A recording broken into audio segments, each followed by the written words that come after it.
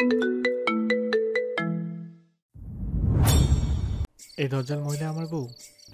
আরুষ উপর নিচ মাথা ঝাঁকালো, মুখে বলল, জি স্যার, এটি আপনার মুরগির বাচ্চা মতো এক এবং একমাত্র বউ প্রীতা ইসলাম। সূর্য হতভম্ব হলো, কিঞ্চিত সময় নিয়ে হুট করে বুকে হাত দিল, বুকটা চেপে বলল, আরস পানি আন। বউ দেখে কেমন কলিজা শুকিয়ে যাচ্ছে আমার। বউ দেখে কেমন কলিজা শুকিয়ে যাচ্ছে আমার। আরুষ ভয় পেয়ে গেল। সূর্যের অ্যাটাক, এর থেকে আতঙ্কের আর কি হতে পারে? ছেলেটা সময় ব্যয় করলো না একটু, দৌড়ে গেল গাড়ির নিকট। গাড়ি থেকে এক বোতল পানি নিয়ে আবারও দৌড়ি ফিরে এলো সূর্যের পানে। ব্যস্ত হাতে বাড়িয়ে দিল পানির বোতলটা, তাড়াহুড়ো করে বলল, স্যার পানি, তাড়াতাড়ি খেয়ে নিন। সূর্য পানির বোতল হাতে নিল। এখনো যেন তার বিশ্বাস হচ্ছে না এই তার বউ। সেই প্রথম দিন থেকে যে মেয়ের সাথে চরম শত্রুতা পোষণ করে বেড়াচ্ছে, এখনো সে কিনা জানতে পারছে সে শত্রুই তার মুরগির বাচ্চার মতন বউ। আচ্ছা, সেখানে ভুল শুনছে না তো? আর একটু নিশ্চিত হতে সূর্য আবার শুধালো, ভাই তো নিশ্চিত এই দজ্জাল মহিলা আমার বউ তো? জি স্যার, একদম 100% নিশ্চিত। সূর্যের গলা শুকিয়ে এলো, নিজের হাতে ধরে থাকা বোতলের ছিপি খুললো, ঢকঢক করে গিলল বোতলের অর্ধেকটা পানি। হুট করে কিছু একটা স্মরণে আসতেই পানি পান করা থামিয়ে দিল সে। বোতল পাশে অদূরে ছুঁড়ে ফেললো, অতঃপর আরশের পানে তীক্ষ্ণ দৃষ্টিতে তাকিয়ে বলল, বেড়া মির্জাফরের বংশধর, তুই আগে কেন বললি না যে এটা আমার বউ? এখন যে আমি একখানা থাপ্পড় মেরে দিলাম, এর ড্রাইভার কে নেবে শুনি?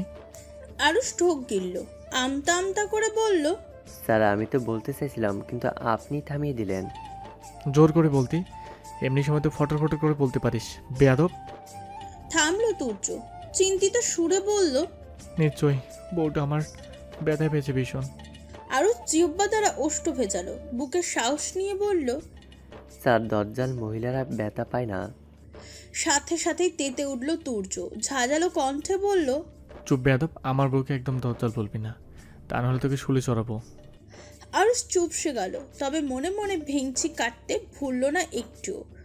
ওষ্ঠ বাঁকিয়ে বিড়বিড়িয়ে বলল, নিজে নিজে এতক্ষণ বউকে দজ্জাল দজ্জাল বলে মুখে ফেনা তুলল, এখন এসেছে বউয়ের প্রতি প্রেম দেখাচ্ছে। শালা গিরগিটি কোথাকার। সময় কাটালো, গোটা একটা রাত কেটে আবারও সকালে দেখা মিলল। সূর্য আজও সকাল সকাল ছুটে এসেছে পৃথাদের কলেজের সম্মুখে। গতকাল যে কাণ্ড ঘটিয়েছে, তারপর তার বউ ঠিক কিভাবে প্রতিজ্ঞা দেবে তাই ভেবে পাচ্ছে না ছেলেটা। তার উপর সূর্যের যে শক্ত হাত, নিশ্চয়ই বউটা ব্যথা পেয়েছে ভীষণ। যাই হয়ে যাক না কেন, ওই মেয়েটা সূর্যের বউ। তাছাড়া তার আর পৃথার মধ্যে যতই ঝগড়া বিবাদ হোক না কেন, তাতে সূর্যের দোষটা কোনো অংশে কম নয়। দুইজনই সমান দোষী, তার মধ্যে আবার সূর্য দিয়েছে থাপ্পড়। গতকাল বিকেলেও ছেলেটা ছুটে গিয়েছিল পৃথাদের বাড়ির সম্মুখে, কিন্তু ভাগ্য সহায় না হয় দেখা পায়নি বউয়ের। এরপর যদি আবার বউয়ের খোঁজে বাড়ির ভিতরে ঢুকতে যেত, হয়তো হিতে বিপরীত হয়ে যেত। শ্বশুর বাড়িতে তো সব রাজাকার, হাল বদর আর আলসামাসের ভরপুর। বউটার এই মুহূর্তে চেতে আছে, তাই আর সূর্য ওই বাড়িতে ঢোকার ঝুঁকি নেয়নি। আগে বউকে মানানো যাক, তার ভালোবাসা সিক্ত করা যাক, তারপর না হয় এই শত্রুদের ঘেরা বাড়িতে ঢুকে 2-4টা তাণ্ডব নৃত্য নাচে যাবে। সূর্য অধীর আগ্রহে অপেক্ষা করছে তার রাজাকার শ্বশুরটার সম্মুখে একবার তাণ্ডব নৃত্য নাচার জন্য। সূর্য অধৈর্য ভঙ্গিতে রাস্তার ফুটপাতে পায়চারি শুরু করলো অনবরত। তার বউটা কেন কলেজে আসছে না এখনো? 9:30 বাজতে চললো ইতিমধ্যে। বেশ কিছুটা সময় অতিবাহিত হলো। আরুষ হঠাৎ করেই বলল, স্যার ওই আপনার বউ আসছে। সূর্য নড়ে চড়ে দাঁড়ালো। বউ, তার বউ ভাবতেই প্রশান্তিতে ভরে গেল ছেলেটার মন প্রাণ। কত প্রতীক্ষা, এত ছটপটানোর পর সে দেখা পেয়েছে বউয়ের। এই মেয়েটাকে আগে যতবার দেখেছে কখনো এমন লাগেনি, অথচ যখন থেকে শুনেছে এই মেয়েটাই তার বউ, তখন থেকে অজানা এক প্রশান্তিময় অনুভূতির আষ্টে পৃষ্ঠে ধরেছে সূর্যকে। পৃথা রাস্তায় সূর্যকে দেখেও না দেখার ভান ধরল। ছেলেটার উপেক্ষা করে পা বাড়ালো গেটের দিকে। আরুষ তাড়াহুড়ো করলো, হৈ হৈ করে বলল, স্যার আপনার বউ চলে যাচ্ছে তো। সূর্য হুঁশ ফিরল। বউ চলে যাচ্ছে দেখে হন্তদন্ত হয়ে উঠল ছেলেটা। তাড়াহুড়ো করে ডাকলো, থামলো সূর্য। অর্ধেকটা ডেকে বাকিটা গিলে ফেললো, নিজেকে সামনে নিয়ে আবার ডাক দিল, পৃথা। পৃথা থমকে দাঁড়ালো, ভ্রু কুচকে তাকালো পিছন ফিরে। তাকে ডাক প্রদানকারী ব্যক্তিকে দেখে হৃদয় কুচকে এলো আরো। এই লোক আবার তাকে ডাকছে কেন? আবার কোন ঝামেলা পাকানোর ইচ্ছা আছে? মনে মনে সন্দেহ জন্ম নিল পৃথার। আশেপাশে একবার নজর বুলিয়ে সে বলল, জি, আমাকে ডাকছেন? তুর্য এগিয়ে গিয়ে দাঁড়ালো পৃথার নিকটে।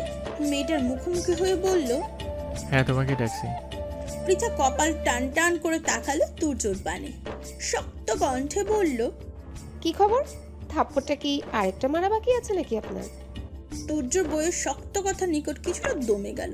এই বোধহয় প্রথমবারের মতন সে দমে গেল, নয়তো তার কথার সাথে পেরে উঠবে এমন কেউ আছে? তুর্য আশেপাশে তাকালো, কি বলবে না বলবে ভেবে পেল না, মস্তিষ্ক হাতড়ে আমতা আমতা করে হুট করেই বলে ফেললো, আসলে কি বলতে চাইছিলাম কি, তোমার গালটা ভীষণ নরম। পৃথার চোখ জোড়া বড় বড় হয়ে গেল। কটমট করে সে বলল, অসভ্য অভদ্র পুরুষ মানুষ। তুর্য ঢোক গিলল। সে উত্তেজনায় ভুল করে ফেলেছে বেশ ভালো বুঝতে পারছে, তবু নিজের ভুলটা প্রকাশ করতে চাইল না পৃথার সম্মুখে। একটু কেসে নিজেকে স্বাভাবিক করার চেষ্টা করলো। অতঃপর বলল, তুমি যদি কাল আমার পাঞ্জাবিটা না শিখতে, আমি তোমাকে থাপ্পড় দিতাম না। তেতে গেল পৃথা। কত সুন্দর ছেলেটার সব দোষ তার ঘাড়ে দিয়ে দিল।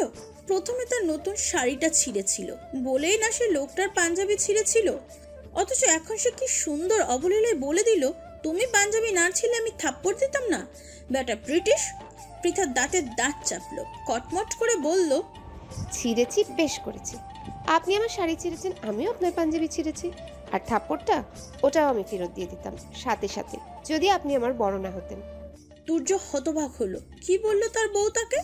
সে যদি বড় না হতো তাহলে তার বউ তাকে থাপ্পড় দিত? এই প্রথমবার মনে মনে নিজের বড় হওয়ার জন্য বেজায় খুশি হলো ছেলেটা। ভাগ্যিস আসছে বয়সে বড়, নয়তো নির্ঘাত বইয়ের হাতে মায়ের খেতে হতো। এই বড় হওয়া ব্যাপারটা তাকে বাঁচিয়ে দিল এবারের মতন। তবে পরক্ষণে মুখ বাঁকালো তুর্য, তাচ্ছিল্য করে বলল, সারাক্ষণ আমার মতো একটা দামড়া ছেলের সাথে ঝগড়া করার সময় তো তোমার বড় ছোট জ্ঞান আসে না। তাও যাক, থাপ্পড়ের সময় তোমার তো অন্তত বড় ছোটর জ্ঞান এসেছে। এই বিষয়ে আমি কৃতজ্ঞ তোমার নিকট। পৃথা রেগে গেল। তুর্য যে নিজের কথা দ্বারা অতি সূক্ষ্মভাবে তাকে অপমান করেছে সে বেশ বুঝলো মেয়েটা।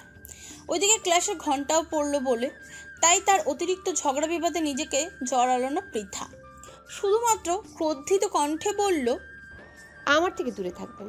পরবর্তীতে আপনাকে যেন আমি আমার চোখের সম্মুখে না দেখি, ব্রিটিশ পুরুষ।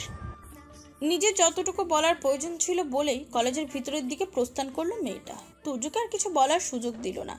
পৃথা চলে যেতে আরুষ এগিয়ে এসে দাঁড়ালো তুর্যের পাশে। ভাবুক ভঙ্গিতে বলল, আপনার বউটা মনে হয় না এত সহজে মানবে স্যার। তুর্যের দৃষ্টি তীক্ষ্ণ হলো। সে পৃথা চলে যাওয়ার পানেই দৃষ্টি অব্যাহত রেখেই বলল, আমি কি আমার বউকে মানাতে তার কলেজের অধ্যাপক হিসেবে চাকরি নেব আরস? ওই নাটক সিনেমায় উপন্যাসে যেমনটা হয় তেমনভাবে। আরুষ কোনো চিন্তা ভাবনা করলো না, ফট করেই উত্তর দিল, শিক্ষক পিতার সমতুল্য স্যার।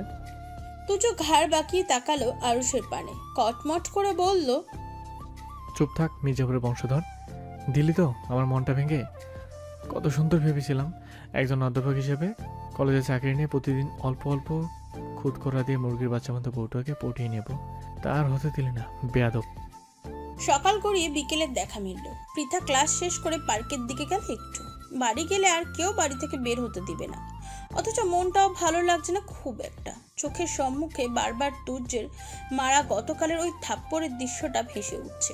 সে ছোটবেলা থেকেই চঞ্চল প্রকৃতির। দুষ্টুমির জন্য বাবা মা কিংবা ভাইদের নিকট বকা খেয়েছে অনেক, কিন্তু কেউ কখনো মারেনি তাকে।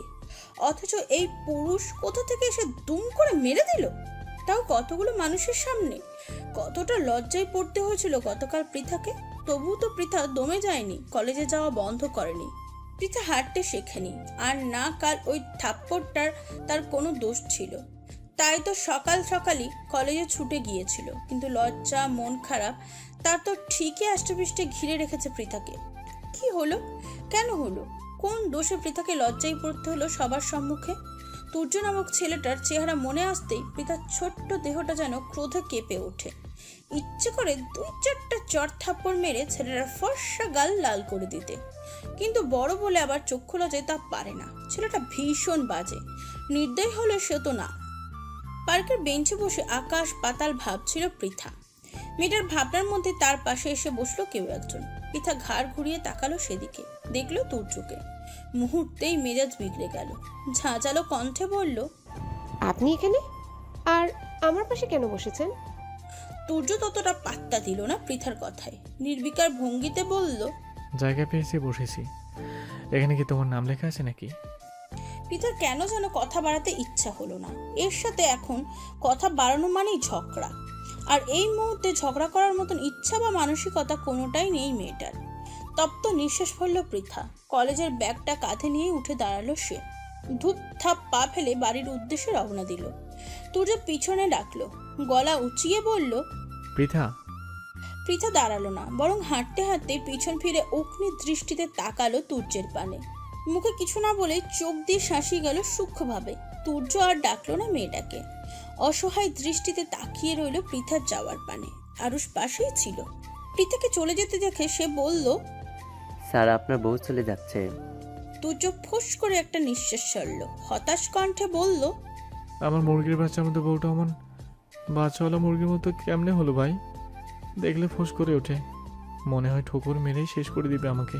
হোটেল ছেড়েছে তুর্য।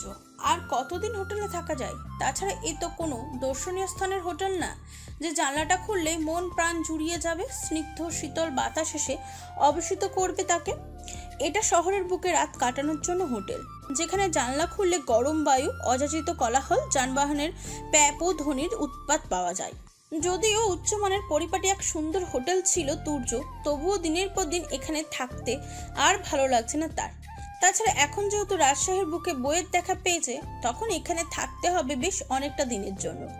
আর তো উপায় নেই। প্রথম দিকে বইয়ের দেখা পেয়েও তাকে না চিনে যে ভুলগুলো করেছে তার সংশোধন করতে হবে। এখন বউকে মানাতে হবে, তাকে নিজের প্রেমে ফেলতে হবে, তার প্রণয় উপলব্ধি করাতে হবে। সব মিলিয়ে অনেকটা সময়ের প্রয়োজন তুর্যের। তাই তো রাজশাহীতে বাসা ভাড়া নেওয়ার সিদ্ধান্ত নিয়েছে ছেলেটা। ঢাকায় নিজেদের ব্যবসার কাজের চাপ বাপ চাচাদের উপর চাপিয়ে দিয়েছে কিছুদিনের জন্য। তারপরও এখানে এসে যতটা তদারকি করা সম্ভব সে করবে। আর মাঝে মাঝে খুব প্রয়োজন হলে স্বল্প সময়ের জন্য ঢাকা যাবে। রাজশাহীতে ইতিমধ্যেই বাসা ভাড়া নিয়ে ফেলেছে তুর্য। পৃথাদের বাড়ির কাছাকাছি রেখেছে বাসাটা, তবে 2-3টে ঘরের পর। পাছে যদি রাজাকার শ্বশুরটা কোনোভাবে দেখে নেয় তাকে, তখন দেখা যাবে দলবল নিয়ে তাকে এই বাসা থেকে উচ্ছেদ করতে চলে এসেছে। তুর্য এই মুহূর্তে কোনো ঝামেলা চাইছে না শ্বশুর বাড়ির সাথে, তো একদমই নয়। তাই একটু দূরেই বাসাটা রেখেছে সে। আজ সন্ধ্যার দিকেই তুর্য উঠেছে সেই বাসায়। যদিও ব্যাচেলার মানুষ থাকবে, তত কিছু গোছানোর নেই। যতটুকু প্রয়োজন ফার্নিচার কিনেছিল, তাও ওই ফার্নিচার দিতে যে ছেলেপুলে এসেছিল তারাই গুছিয়ে দিয়ে গেছে। আর বাদ বাকি গোছানোর জন্য তো আরো আছেই। তুর্য আর ওই গুজগাছের দিকে মনোযোগ না দিয়ে বিশাল আকারের 3টা প্যাকেট নিয়ে বসলো মেঝেতে। আরুষ কপাল কুঁচকালো। পুরো ফ্ল্যাটের জন্য তেমন আসবাবপত্র কিনলো না তুর্য, অথচ বেশ হম্বিতম্বি করে জনমল দ্বারা এই বড় বড় প্যাকেটগুলো আনলো। কি আছে প্যাকেটগুলোর মধ্যে? আয়ুষের হৃদয়ে সন্দেহ জাগলো। সন্ধিহান কণ্ঠে সে শুধালো, এর ভিতরে কি আছে স্যার? তুর্য আয়ুষের কথা শুনেও যেন শুনলো না। কোনো উত্তর না দিয়ে সে বেশ গুরুতর সহকারে খুললো প্রথম বড় প্যাকেটটা। সাথে সাথে প্যাকেটের ভিতর থেকে বেরিয়ে এলো এক নারী চিত্র। আরো সে ভ্রু কুঁচকে এলো। এ কার ছবি? তাছাড়া ছবিটা দেখেও তো বেশ পুরনো দিনের কোনো নারী চরিত্র মনে হচ্ছে। চিত্রকর্মের আদলও বেশ পুরনো, আজকালকার যুগের ন্যায় রঙিন এবং খুব নিখুঁত নয়। আগের দিনে চিত্রশিল্পীদের জ্যামিতিক প্যাটার্নের ন্যায় আঁকা এই চিত্রকর্ম। আরুষ ভিতরে ভিতরে কৌতূহল অনুভব করলো। কৌতূহলী কণ্ঠে জিজ্ঞাসা করলো, এ কার ছবি স্যার? তুজো 2 হাত দ্বারা চিত্রকর্মটা দেয়ালে লাগাতে লাগাতে জবাব দিল, আমার মায়ের বংশের পূর্বনারী ঘসিটি বেগমের চিত্র এটা। এটা কার ছবি স্যার? তোর তো একে চেনার কথা আরুষ। ভালো করে দেখ, চোখ নাক মুখ খুঁটিয়ে খুঁটিয়ে দেখ, দেখবি ঠিকই চিনে যাবি। কে এটা? আমি চিনতে পারছি না স্যার। সেই আরুষ, তোকে নিয়ে আমার লজ্জা হচ্ছে। তুই কিনা শেষে নিজের পূর্বপুরুষদের চিনতে পারছিস না? কেমন ছেলে তুই? এর নাম কি স্যার? এ আমার কোন পূর্বপুরুষ? এটা মির্জাফর, তোর কলেজার বন্ধনের পূর্বপুরুষ। আরুষ হতাশ হলো। নিজের ওপর নিজেই বেশ বিরক্ত হলো। এ তো জানা কথা ছিল যে তুর্য কোনো গুরুত্বপূর্ণ উত্তর দিবে না, কিন্তু তুর্যের চরিত্র সম্পর্কে জানার পর এ কথা তার মাথায় কেন এলো না? ধুর, আর কিছুই সে জিজ্ঞাসা করবে না তুর্যকে। পাগল লোকের সব পাগলামি কথাবার্তা। আরুষের ভাবনার মধ্যে তৃতীয় নম্বর প্যাকেটটা খুললো তুর্য। তার ভিতর থেকে বেরিয়ে এলো এক পুরুষের ছবি। তবে এই ছবিটা আগেরগুলোর মতন পুরনো নয়, যদিও এটা কোনো অংশেই চিত্রকর্ম বলে মনে হচ্ছে না, এটা ক্যামেরা বন্দি কোনো ছবি মনে হচ্ছে। আরুষ জিজ্ঞাসা করবে না ভেবেও কৌতূহলী হয়ে পড়লো। কোনো কিছু না ভেবেই জিজ্ঞাসা করে ফেললো, এটা কার ছবি? তুর্য দেয়ালে ছবিটা লাগালো, ছবির পানে দৃষ্টি রেখেই বলল, হবে কোনো এক রাজাকারের। আমার রাজাকার শ্বশুরটার ছবি সংগ্রহ করতে পারিনি, তাই আপাতত অন্য একজন রাজাকারের ছবি টানিয়ে দিয়েছি। তবে শ্বশুরের ছবিটা সংগ্রহ করতে পারলে এই বেটার স্থানে শ্বশুরের ছবিটা লাগিয়ে দিবে, নিশ্চিত থাক। আরুষ ফোঁস করে একটা নিঃশ্বাস ছাড়লো। সে জানতো এমন কিছুই তুর্যর মুখ থেকে বের হবে, তারপরেও কেন জিজ্ঞাসা করে নিজের কান নষ্ট করলো কে জানে। আরুষ মাঝে মাঝে ভেবে পায় না সৃষ্টিকর্তা এই তুর্য নামক প্রাণীকে কি দ্বারা সৃষ্টি করেছে। এর আগা গোড়া সবটাই অদ্ভুত কথাবার্তা এবং কার্যকর্ম দ্বারা ভরপুর। তুর্য ছবিগুলো দেয়ালে টানিয়ে হুট করেই টান টান হয়ে শুয়ে পড়লো ফ্লোরে। বেশ কিছুক্ষণ শুয়ে থেকে হঠাৎ করে আবার উঠে বসলো। আরুষের পানে তাকিয়ে বেশ ভাবুক ভঙ্গিতে বলল, আমার নতুন ঘর, নতুন সংসার, বউকে এনে তো অত্যন্ত একটাবার দেখানো প্রয়োজন, তাই না আরুষ? আরুষ সাথে সাথে তাল মিলল তুর্যর কথায়। তার হ্যাঁতে হ্যাঁ মিলিয়ে বলল, জি স্যার। ম্যামকে ছাড়া আপনার এ ঘর একদমই অসম্পূর্ণ। কিন্তু আরুষের কথা শুনে চোখ জোড়া চকচক করে উঠল তুর্যের। আনন্দের সহিত সে বলল, তাহলে তোর ম্যামকে নিয়ে আয় তাড়াতাড়ি। আরুষ ফরকালো, আমতা করে বলল, আমি কিভাবে আনবো? তুর্য চোখ ছোট ছোট করে তাকালো আরুষের পানে, থমথমে কণ্ঠে বলল, তা আমি কি জান? তুই যখন বললি আনা প্রয়োজন তখন নিয়ে আসবি। কিভাবে আনবি তা তুই জানিস। তবে আগামীকাল সকালের মধ্যে আমার বউকে আমি আমার বাসায় চাই, নয়তো তোকে আমি ঠুস করে গুলি করে ঠাস করে উপরে উঠে দেব। কথাটা বলে তুর্য উঠে দাঁড়ালো। আরুষকে আর কিছু বলার সুযোগ না দিয়ে ধূপ ধাপ পা ফেলে নিজের কক্ষের উদ্দেশ্যে প্রস্থান ঘটালো। আরুষ বেচারা আবেগে ফ্লোরে বসে পড়লো ঠাস করে। কি বিপদে পড়লো সে! কে বলেছিল তার তুর্যের হ্যাঁতে হ্যাঁ মেলাতে?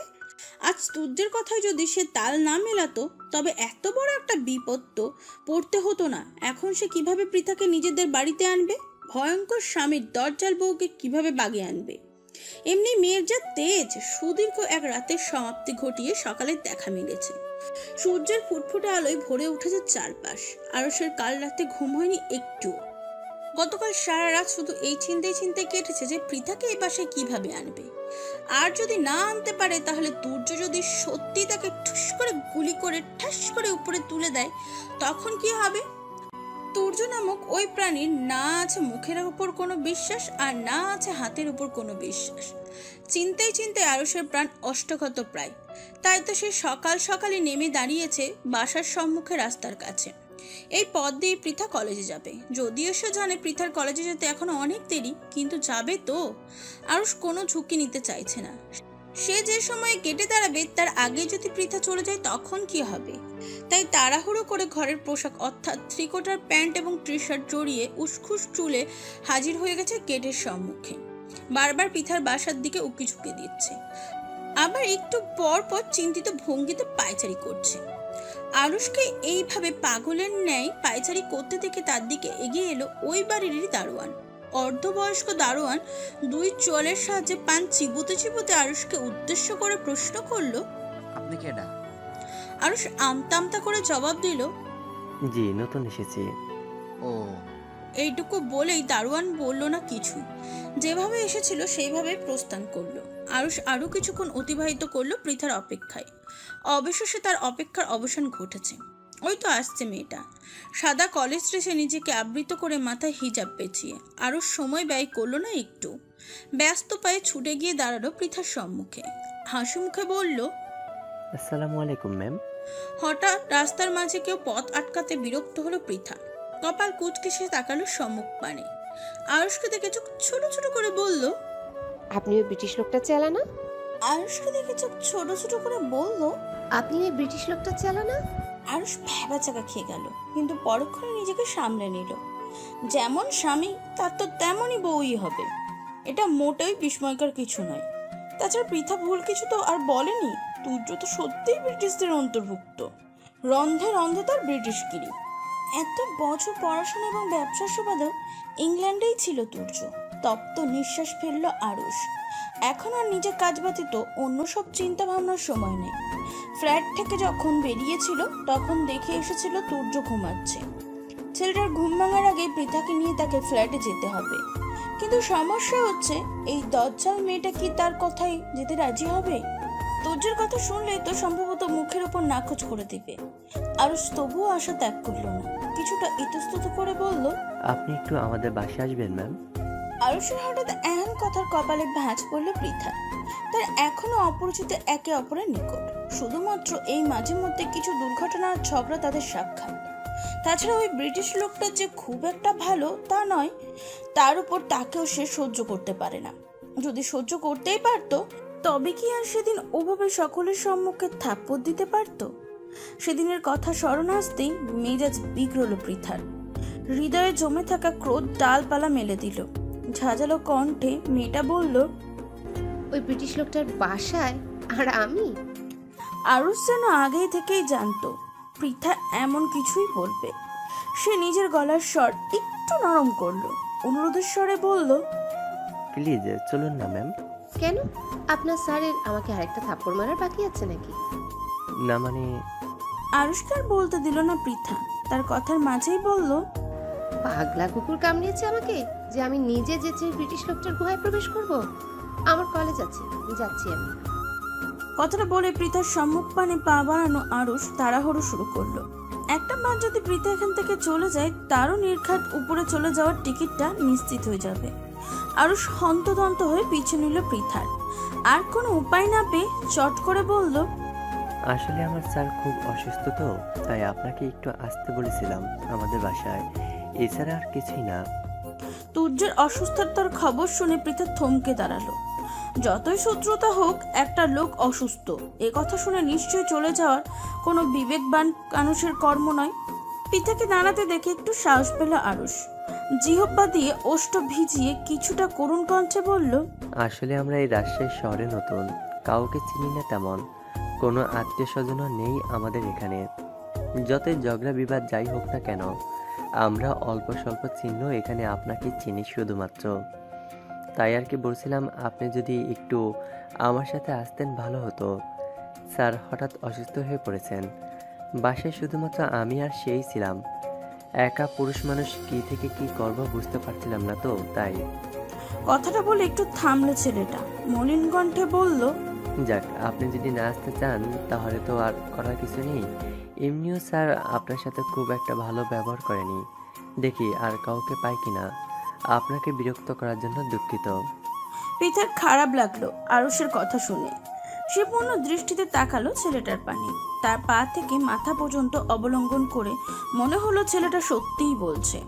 হয়তো তার স্যার অসুস্থ। পোশাক আশাক চোখে মুখে বেশ চিন্তিত মনে হচ্ছে আরুষকে। তবে কি ওই ব্রিটিশ লোকটা একটু বেশি অসুস্থ?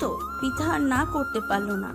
যতই হোক লোকটা অসুস্থ। তুর্য হয়তো খারাপ লোক ব্রিটিশ, কিন্তু সে তো তা নয়।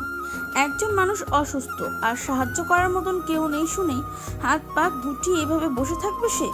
পৃথা রাজি হলো না আরুষের সাথে যেতে। ঝামেলাহীন ভাবে বলল, চলুন দেখি কি হয়েছে আপনার স্যারের। আরুষ খুশি হলো ভীষণ। যাক, অবশেষে বুদ্ধি কাজে লেগেছে। পৃথা রাজি হয়েছে, এর মানে এই যাত্রায় তার জীবনটা বেঁচে গেল। আরুষ উৎফুল্ল হয়ে পৃথাকে সাথে নিয়ে ফ্ল্যাটে ঢুকলো। এদিক ওদিক দৃষ্টি ঘুরিয়ে চোখে পড়লো তুর্যের কক্ষের দরজা খোলা। আরুষও ভাবলো স্যারকে একটা সারপ্রাইজ দেওয়া যাক। নিশ্চয়ই হঠাৎ করে বউকে দেখে চমকে যাবে সে, এবং তার উপর খুশিও হবে। তাই আরুষ আর ইতি উতি না করে পৃথাকে নিয়ে সোজা তুর্যের কক্ষেই এলো। কিন্তু এ কি, তুর্য কোথায়? বিছানা তো খালি। পৃথা আর আরুষ দুজনের আশেপাশে খুঁজতে শুরু করলো তুর্যকে। ওয়াশরুম থেকে মৃদু পানির শব্দ কর্ণে আঘাত হানলো তাদের। দুজনে নিশ্চিত হলো তুর্য ওয়াশরুমে। এই পর্যন্ত সব ঠিকঠাকই ছিল, কিন্তু বিপত্তি বাঁধলো এরপরে। ওয়াশরুমে বসে বেশ উচ্চস্বরে গান ধরলো তুর্য। নিজের বেসুরো কণ্ঠে গাইতে শুরু করলো, আমি জুয়ান একটা হাসির বাচ্চা, মুরগির বাচ্চার সাথে আমার বাবাই দিছে বিয়া। আমি জুয়ান একটা হাসির বাচ্চা, মুরগির বাচ্চার সাথে আমার বাবাই দিছে বিয়া। আমি তো অসুস্থ দেখেই গিয়েছিলাম, হঠাৎ সুস্থ হলো কিভাবে বুঝতে পারছি না। গানটা গাইতে গাইতে ওয়াশরুম থেকে বেরিয়ে এলো তুর্য। আশেপাশে তার কোনো খেয়ালই নেই। কোমর অবধি শুভ্র রঙা একখানা তোয়াল দ্বারা আবৃত করে নিজ কণ্ঠের গানের তালে তালে সে কোমর দুলিয়ে যাচ্ছে। নগ্নপক্ষে মুক্ত দানার মতন পানিতে বিন্দু বিন্দু পানি নিয়ে বিছানার নিকটে গিয়ে দাঁড়ালো সে।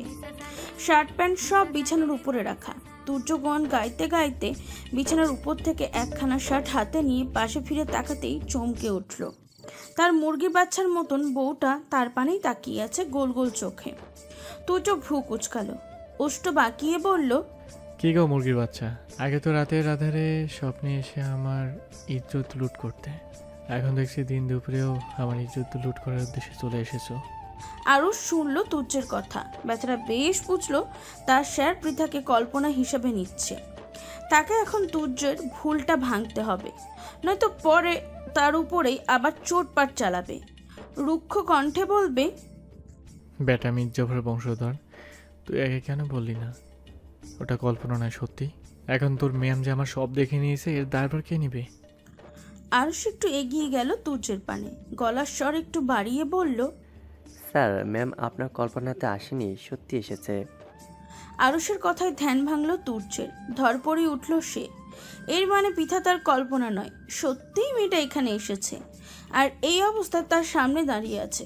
সাথে সাথে চেঁচিয়ে উঠল তুর্য, চটজলদি বলল, আমার মুরগির বাচ্চা এখানে কেন? পরক্ষণে আবার ছেলেটা দু হাতে নিজের কোমরে জড়ানো তোয়ালেটা আঁকড়ে ধরল। হড়বড় করে বলল, ভাগ্যিস কোমরে তোয়ালাটা ছিল, নয়তো আমার মা ইজ্জত এতক্ষণে লজ্জায় গড়াগড়িতে আত্মহত্যা করতো। পৃথা হতবাক হলো। কি সব বলছে এই পুরুষ? মাথা টাথা কি সব গেছে নাকি? পৃথা অবাক কণ্ঠেই বলল, মানিজ্জত গলায় দড়ি দিতে পারে? তুর্য কপাল টান টান করে তাকালো পৃথার পানে, অতঃপর বলল, কেন? ওদের তোমার নির্লজ্জ মনে হয়? হ্যালো বন্ধুরা, পরবর্তী পার্ট খুব তাড়াতাড়ি আসবে, তো সবাই অপেক্ষায় থাকো। আর চ্যানেলটি যারা এখনো সাবস্ক্রাইব করোনি, তারা পরবর্তী পার্ট দেখার জন্য চ্যানেলটি সাবস্ক্রাইব করে রেখো। ধন্যবাদ সবাইকে, আমাদের সাথেই থেকো।